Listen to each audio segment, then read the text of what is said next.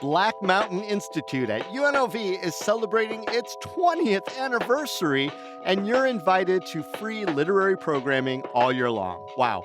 2 decades of remarkable BMI readings, workshops, and festivals. I've had the honor to experience many of them, sometimes as a participant. So let's celebrate this cultural powerhouse. On October 15th, join BMI at the Vegas Theater Company for Stradio Lab. It's a live comedy podcast that explores the mysteries of straight culture.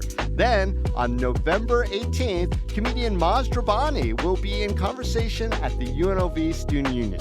So go right now and visit blackmountaininstitute.org for more information. What is it about the shrimp cocktail that makes it so undeniably desirable in a desert city like Las Vegas? It's like shrimp signed up for a residency, did okay, and never left. But what's the story behind the allure? Today on CityCast Las Vegas, we revisit an episode with my co-host, food historian Sarah Lohman, about the origins of our city's ongoing love affair with the shrimp cocktail. It's Wednesday, October 15th. I'm Dayvid Figler, and here's what Las Vegas is talking about.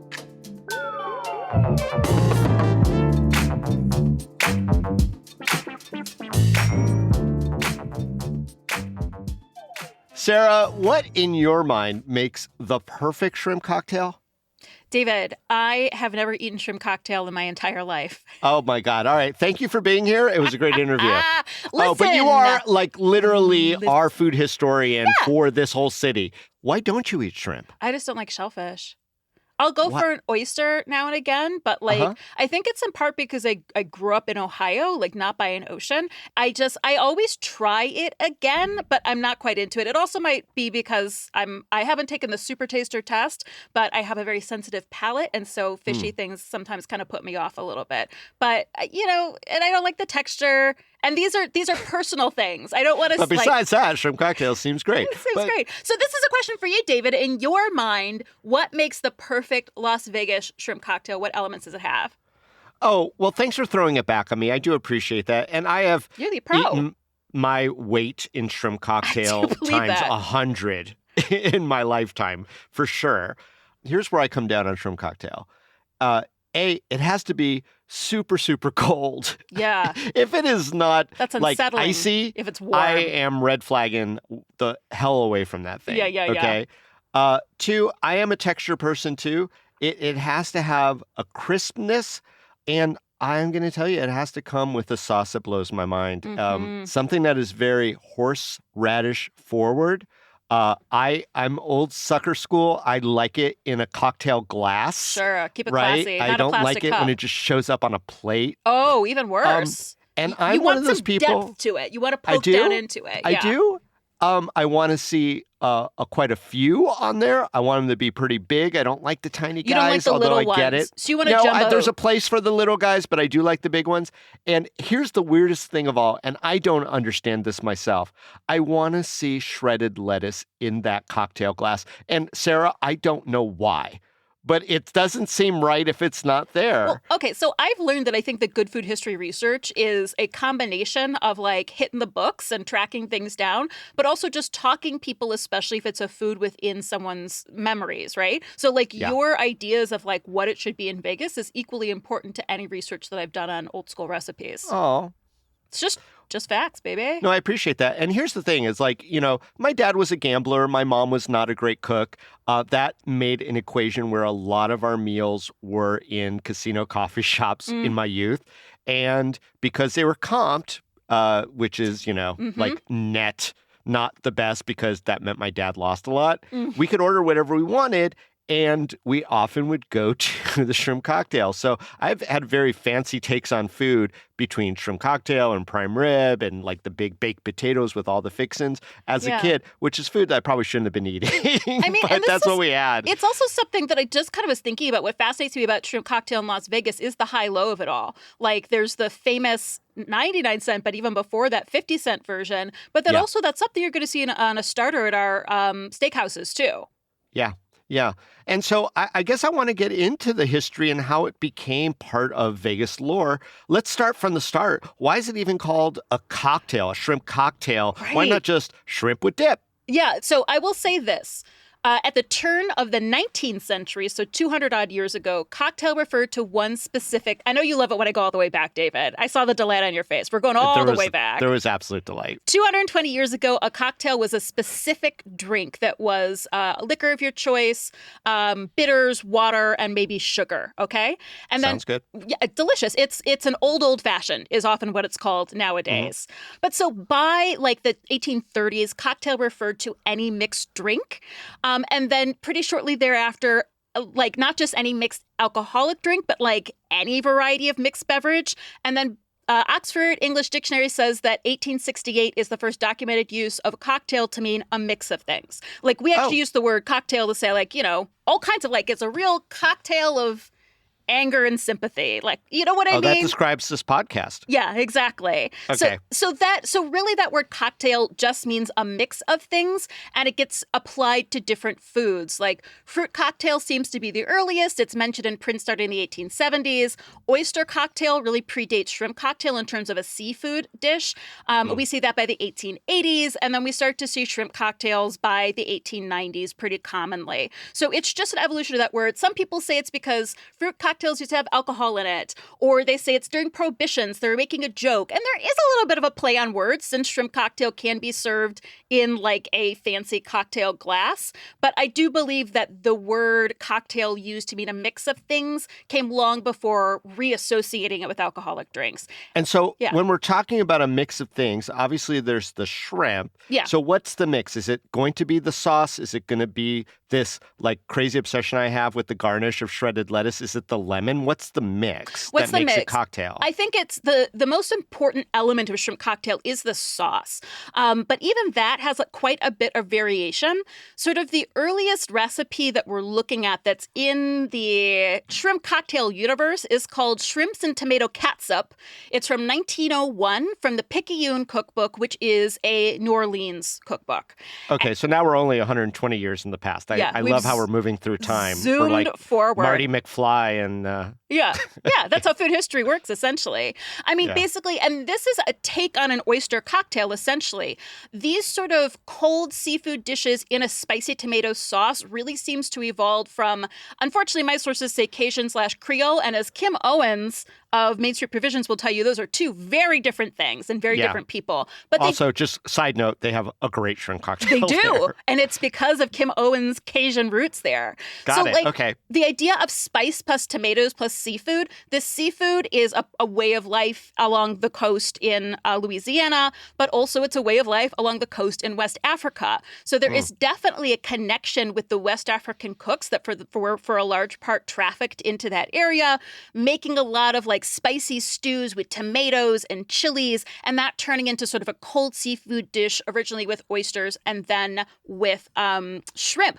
I got to tell you this, David, because the earliest, so things get mentioned in text before they're in cookbooks, and even before they're written down, people are making it and talking about it. So like written text always lags behind what's actually happening. But the second oldest recipe I found in a cookbook for shrimp cocktail comes from a Jewish cookbook in 1914. Okay. Which is interesting because shrimp is not what we call kosher. It is not. In fact, kosher. For those that in the know, shellfishes are a no. And interestingly, in the 1901 Settlement Cookbook, which is a really, really famous Midwestern Jewish cookbook, there's like 6 different recipes for oyster cocktails in there. And why is this happening? Both of these books are about Jews in America, and eating shellfish, in particular oysters, but shrimp as well, was considered so American. It was a symbol for Jewish immigrants at this time of their Americanness to break kosher law and like have an oyster or have a shrimp cocktail. This was the pathway of assimilation food-wise. Yes. Wow. But I was still surprised to see these recipes in 2 very early Jewish cookbooks. So the Cajun connection is why we always pair the shrimp with cocktail sauce, or was the Jewish part also kind of sauce forward? I don't. Well, okay. So those recipes include mayo. I know. The Jewish one did. Yes. This is blowing my mind. This goes against every single convention of Jewish culture. I know. And most of the recipes from the first half of the 20th century also include mayo. Earliest recipe I found in Vegas is from 1929 from an August issue of the Las Vegas Review-Journal that I found in their archives. And it is shrimp, diced cucumbers, diced celery, chopped pimentos, salt, paprika, mayonnaise, lemon quarters. Oh, and lettuce, David. There you go. And that to me sounds like the kind of like ceviche almost. Yeah, but they're not marinating this. Although they do say, you mix it and then you chill and you serve in small glass cups that have been lined with lettuce, top remaining mayonnaise, and lemon. So a lot of the elements are there. I mean, it's got more texture with the celeries and cucumbers, which I actually thought was kind of interesting. It's almost like a seafood salad. Yeah.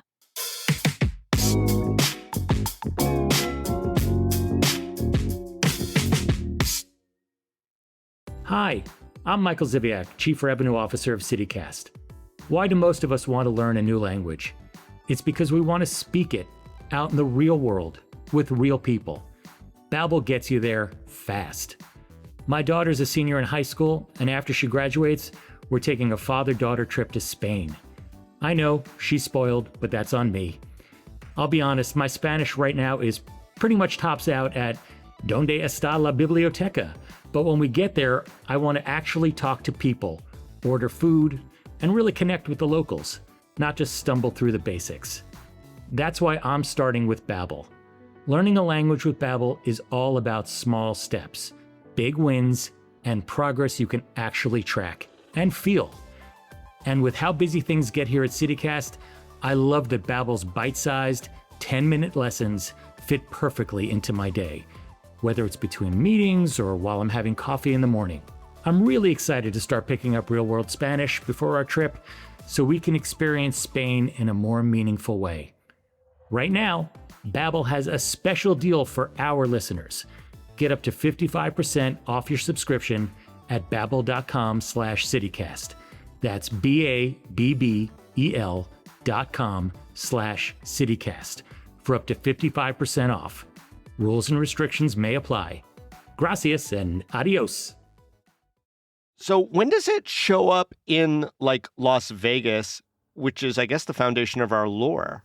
Yeah. Okay. Well, I do think that this is really interesting that in that Boulder Dam souvenir cookbook from 1933, there are 2 pages of cocktails. No shrimp cocktail, but there's fruit cocktail. There's a crab cocktail. So it just really emphasizes the use of the word, in particular in the 20s and 30s, to mean like a mixed food salad kind of situation. So that recipe that I gave you is from 1929, and it's like a suggested menu for a picnic from the Las Vegas Review-Journal. By the early 1930s, I see shrimp cocktail appearing on local restaurant menus, especially for like special meals, like not necessarily a day-to-day thing, like a holiday meal. And that's also the first place I see it in a casino. It's at the Salsagey in 36 or 38, end of the decade, on their Christmas Day menu. And that's Salsagey is now the Golden Gate. Oh, right. And I always mispronounce, I guess, Salsagev because it's Las Vegas written backwards, but you found out there was an official pronunciation. Vintage Vegas reached out and corrected me and provided proof, and so I'm very grateful of that because who would know? Who would guess that? He's the keeper of so many flames. Seriously. Such a big fan. Great on Instagram, at Vintage Vegas. You'll love it. Right. Okay, so interestingly enough, the Golden Gate was the keeper of the shrimp cocktail flame for many, many years. But definitely. Before they kind of became the go-to place, did it spread like, I don't know, shrimp fire to their casinos? I think that that's actually a very important connection that I stumbled upon because it is in the lore of Vegas. It's continuously attributed to the Golden Gate, and in particular to Italo Gelfi. And it's sort of like a family-run Italian business. And it's Gelfi who didn't invent Vegas shrimp cocktail, but introduced the price point. In 1959, Gelfi said, let's make it 50 cents. So I think it's an interesting connection that we see the shrimp cocktail on the earlier casinos menu because it was the same hands. They sort of did like a rebrand. There was some legal stuff involved. And then they continued serving shrimp cocktail, but it's Gelfi who brought the price point down, which is really what made it Vegas. Well, you know, Sarah, I sometimes dabble in looking at that great special collections online digitized menus. And so back in that day, 50 cents wasn't exactly cheap. Yeah. Sounds cheap. there was a lot of items on those menus that were 5 cents, 25 cents, et cetera. So they do keep that price point, though, for many decades over until at the Golden Gate. 1991, unbelievably. Yeah. You're right, David. 50 cents wasn't cheap in 1959, but it does get cheap. And I actually think that speaks to larger components that are shifting within our national food industry. It's much easier to get shrimp from California to Las Vegas by 1990, which is what allows them to keep that price point. But in 91, they raise it to 99 cents, which is still pretty darn cheap until it's finally done away with in the early 2000s, I believe. So did others follow suit throughout the city? Because, I'm trying to remember back now. And of course, I would go in the 70s to coffee shops, which were, basically every casino had a restaurant. That was the coffee shop. And shrimp cocktail was a staple in my mind. I always remember there being shrimp cocktail on there. Yeah. I do also recall going down to the Golden Gate and getting kind of the smaller shrimp cocktail, but my mind's a little fuzzy on that. Did they stick with what, I don't know, are they called popcorn shrimp or just the tiny guys? It might have been something that shifted over time, honestly, because kind of like the Hershey's kept the 5-cent Hershey's bar from like 1900 to 1975, but they kept shrinking the size of the Hershey bar. So they might have kept the price point and the product changed over time. So I can't point to one thing or another and say that this was their recipe. Probably it's the recipe for the sauce that made it really unique and really well known, not just for the price point, but it was a staple for many people as being like the original and the best. Yes, there were many copiers. I mean, it was like de rigueur you had to have shrimp cocktail on your menu by the 60s and 70s. But Golden Gate had sold 25 million shrimp cocktail by 1991 when it went through that price increase. So they were known as the shrimp cocktail place. But I do also recall like smaller places on the Strip, including the original Slots of Fun. Slots of Fun did have a shrimp cocktail offering. So why Which did is only everyone $2 embrace it? now. What was the draw of just kind of rolling up to a casino and getting cheap shrimp cocktail? Yeah, I think it was this combination of it being affordable, but also a luxury. Like a shrimp cocktail is not something you're going to make from scratch at home. Like processing shrimp is kind of involved. You can buy cocktail sauce, but it's not going to be as good as the fresh sauce you get at a place like the Golden Gate. So it felt fancy. It was a luxury. It was affordable. It's something you were going to go out for. And then while you were out for it, why not put a little bit of money into the slot machine, right? Right. And so that makes it kind of a loss leader, which probably held the prices down. Oh, absolutely. Again, and probably also a shifting of the size of the shrimpies, too. Right. And the easy, get more bang for that little baby buck. Shrimp were more expensive, I'm sure, in 1930 than they were in 1990, right? It's just easier to move those shrimp around here in the future. Okay, so here we are in 2024. People are still talking about Vegas and their shrimp cocktail. You know how Las Vegans love to be nostalgic, especially when it comes to food. All right, well, can we still find 99-cent shrimp cocktail anywhere? No. Okay, so if not 99-cent, where can we find the classic good version of the Vegas shrimp cocktail? Well, Slots of Fun does have the cheapest one around. It's a $2 shrimp cocktail. Someone should get out there and try it. Let me know how it is. I will say Vital Vegas took pictures of it and said it was yum. Okay. So that's not, but he also is a really big lover of chicken parm, so I don't know. Oh, I love chicken parm. I'm with you, Vital Vegas. Well, there you go. And I'm going to share photos of it too because it's like lit like a reliquary in the beer freezer that it's in. It's really quite amazing to see. Up until last year, the Fremont Hotel and Casino still had a 99-cent shrimp cocktail. It was at Lanai Express, and you had to order an entree to get the deal, but they've now bumped the price up to $2.99. $2.99. Now, you could go other places and spend way more on shrimp cocktail. Sure. I'm thinking of the classic Vegas experiences, places like Golden Steer, Steakhouse. The Circus Steakhouse. The steakhouse in Circus. Yeah, that you showed me. Very pricey. Very pricey. I'm even looking at old school style coffee shops like at the El Cortez, which, still has that bang-in prime rib. They also do a really good matzo ball soup, but they'll give you 6 shrimp cocktail for $17. Okay. And so I think that seems to be the more going rate, that more expensive, and then the one at Main Street Provisions. So Is the shrimp cocktail going anywhere from Vegas? No, I think it's still here. Obviously, we just don't see it as much in the casinos anymore. And because we've also just diversified our dining, like looked extensively at menus from the 60s and 70s, like heyday Vegas casinos. And there was a certain sameness in most of those menus. It was very French. It was very Jewish, interestingly. Some of the menus in casinos were more Jewish coded than others, offering things like chopped liver or herring. But most of it was sort of a like Americanized French cuisine, which was big in that moment, with a little shrimp cocktail like thrown up in the apps. So I think we're doing better more broadly with our dining scene here now because there's much more different, more interesting food. But I also think that the shrimp cocktail is here to stay. I mean, at least y'all, you old school Las Vegans, you want to see it on the menu. And every once in a while, even though it's $17, you know it's going to be good at a place like Main Street Provision since you're going to go for it. Yeah. So, Sarah, why do you think that the shrimp cocktail became so synonymous with Las Vegas? I mean, I think that Gelfi and the Golden Gate just really hit on something, this idea of affordable luxury that was really the transition point of Vegas in the 60s and 70s. We went from the resorts were sort of like very mainstream, everybody, but then we started opening places like the Trop and the Flamingo, right? And adding that element of come here, be a prince, be a princess. And I think this was part of it, but like you could stay and save your money to gamble. I think they started it for whatever reason. It was wildly successful. And then so it became necessary, the other casinos, to copy it. But I also think that's a good question for you, Dayvid. Why do you think shrimp cocktails become so associated with Las Vegas?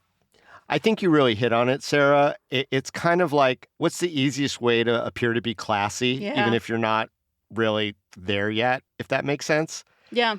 Yeah, I mean, I don't know that I have a certain hometown pride about shrimp cocktail, but I don't know that I don't have it. Yeah. I don't know if I want it to continue to be just because it has become a little jokey, but I'll say this, shrimp cocktail is damn good, especially if you get a good cocktail sauce. But I don't know if we should be like, making sure that the price point does stay low. I mean, are we going to start stocking Lake Mead with shrimp? What's next? Sure, shrimp and You think that'd be a good idea? Let's go for it. I think shrimp need salt water, don't they? Oh, boy. Yeah. So, all right. Maybe there's some limitations on homegrown shrimp cocktail. Maybe we put them in that puddle that forms in Death Valley every spring. Oh, my gosh. All right. Well, we're still going to be importing them, but making them our own. It's so hot that they'll get cooked right there, and then you just scoop them out. Yeah. Well, we're still going to be importing them, even though they're not our own. We will celebrate them, which is a very, very Vegas thing. Oh, totally. All right. Hey, Sarah Lohman, thank you so much for dropping that food knowledge on us like you always do. Yeah, thanks so much. And next time we're out, I'm going to ask for a bite of your shrimp cocktail. Absolutely.